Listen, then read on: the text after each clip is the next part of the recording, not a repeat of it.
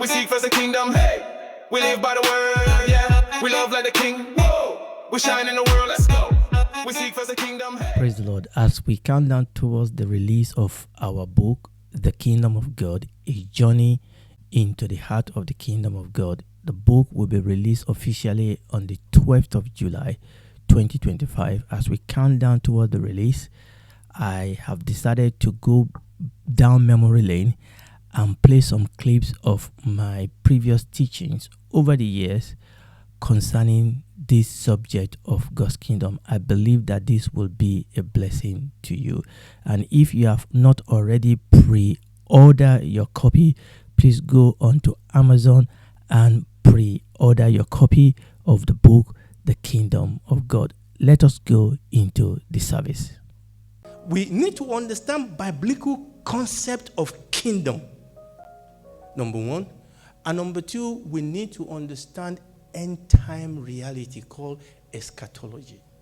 Where is humanity in the journey of life? Let me read this and I will come back to what I've just said. You see, the gospel, when you talk about the gospel, I'm going to come to that, the Bible used some prefix in the scripture to prefix the gospel. And let me quickly read through that. The Bible calls it the gospel of God, the gospel of Jesus Christ, the gospel of the Son, the gospel of the kingdom, the gospel of the grace of God, the gospel of the glory of Christ, the gospel of peace, the eternal gospel. There are prefixes in the Bible that try to elaborate for you the content of this gospel, but I'm picking out just one because this one actually involves everything else. It is the gospel of the kingdom. And when you talk about a kingdom, you are talking about a king.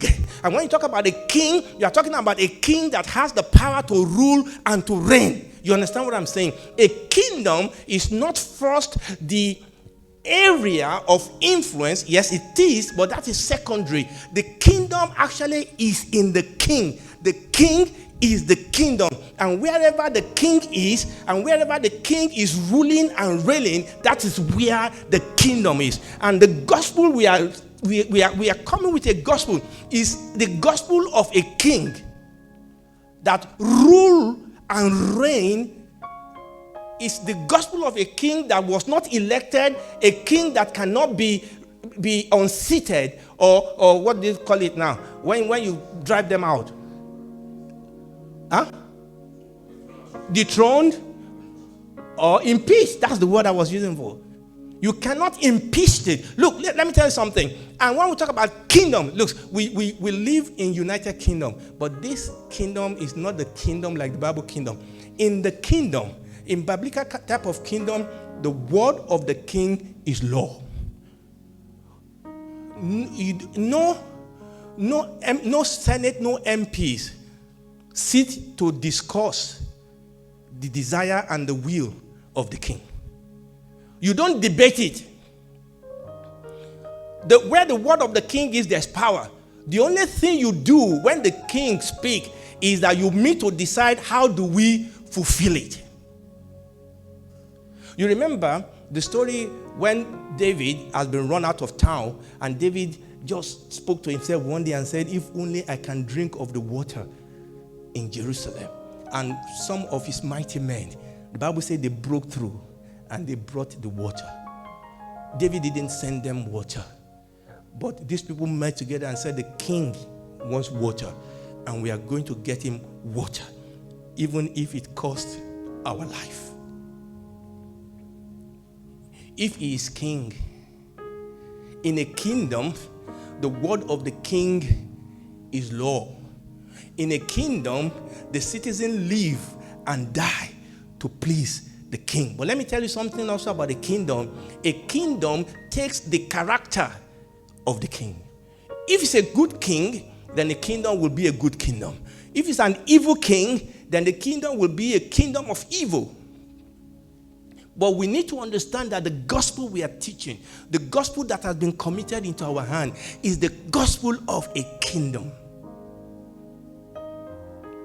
Hallelujah. Let's read. Luke chapter 19. from verse 11. And as they had this thing, he added and spoke what? Another parable. Luke 19 from verse 11. Because it was near to Jerusalem, and because they thought that the kingdom of God should immediately appear. And he said unto them, a certain nobleman went to a far country to receive what? To receive for himself a kingdom and to return. I'm not going to go into the detail of that. You will get that next week by God's grace. Next month. He said, this man went into a far country to what? To receive a kingdom. He didn't go there to receive a geographical location. No, he went there to receive power, to receive dominion.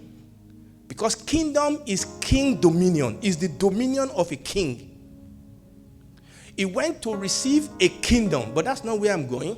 The Bible says, verse 13, so he went to receive for himself a kingdom and what? And to return.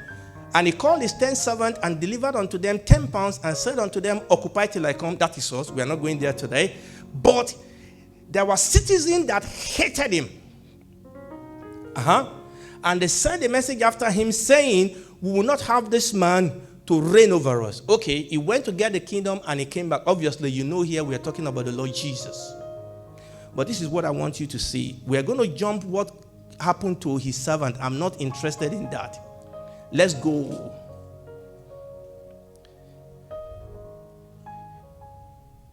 Verse 27.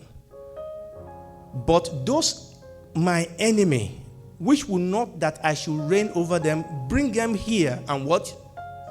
And slay them before me. You know, when we talk about Jesus, gentle Jesus, meek and mild. You know, when he came the first time, he was born. When he's coming the second time, he's riding on a horse. Do you know what it means to ride on a horse? You are coming for war. When he came the first time, he was born as a baby, and I'll tell you the reason why he was born as a baby when he came the first time. But when he's coming the second time, and he's coming very soon. I'm saying that when we talk about the kingdom, we need to understand, when we talk about the gospel, we need to understand the concept of a kingdom and the fact of where we are, that we are in the end of times and that the king is coming back. Just like this nobleman that we read here. The Bible says he has received for himself a kingdom. The Lord Jesus said, all power in heaven and on earth has been given unto me. Go ye therefore. And he has given us, we are those his servants that he gave, money to, talent to, occupy till I come. But we are not dealing with us today. But the Bible says that he will come back. And the Bible says, when the Lord Jesus went up as the apostles were looking up and he was being taken away, the Bible says there were two angels that stood by them and said, why are you looking up? This same Jesus will return the same way as you've seen him gone. When you preach a gospel, when a king, we are talking about a kingdom, a king invade. Now the Lord Jesus came. When he came the first time, he invaded this kingdom of darkness. And the Bible says that if the God of this world has known, he would not have crucified the Lord of glory. Because he invaded this kingdom. The Bible says for this purpose the Son of God was manifested to do what? To destroy the works of the devil. The Bible says, death, where's your sting? Grave, where's your power? They stoned Jesus and he broke the power. He defeated the power of darkness and hell in his death. And he rose again from the dead. Are you listening to me? And that is the gospel. The gospel is that another kingdom, another king has invaded this kingdom of darkness and he has prevailed. And when you read the book of 1 Corinthians, I believe chapter 15, I may go there, he said this is the gospel. Christ was crucified, he was buried, and he resurrected and ascended into heaven. That is the gospel. That a kingdom, the Bible says that we were in darkness. We were under the power of hell. But this king came and invaded the kingdom of darkness and delivered us. He has delivered us from the kingdom of darkness and translated us what? Into the kingdom of his dear son. So the kingdom, the gospel, when you talk about the gospel, is actually a word of conquest. I will read that again. In Bible time, gospel typically refers to a king that has conquered a new territory. Now, listen to this. The king will then announce the new government to the people by sending messengers to proclaim the good news that he is their new king. You know, you conquer the new country. You don't kill all of them. You just kill all their leaders and everybody submit. Then you send a messenger to proclaim the good news. What's the good news? I am the new sheriff in town. There's a new sheriff in town. You know, when a business is bad, is running, not making profit, a new management takes over. And usually they will put a big signboard on the outside under new management. In other words, this business is not the way it used to be. There's a new management who is trying to make things better. So when a king, you stop playing. That's a good sign. When he has conquered, he sends his messenger, go and tell them the good news. But listen to this. And why is he sending them the good news? Listen. He's sending them the good news for this reason. He's given them the opportunity for them to submit to his kingdom, or else he will come and do what? And destroy them. He's giving them the choice. I've overcome now.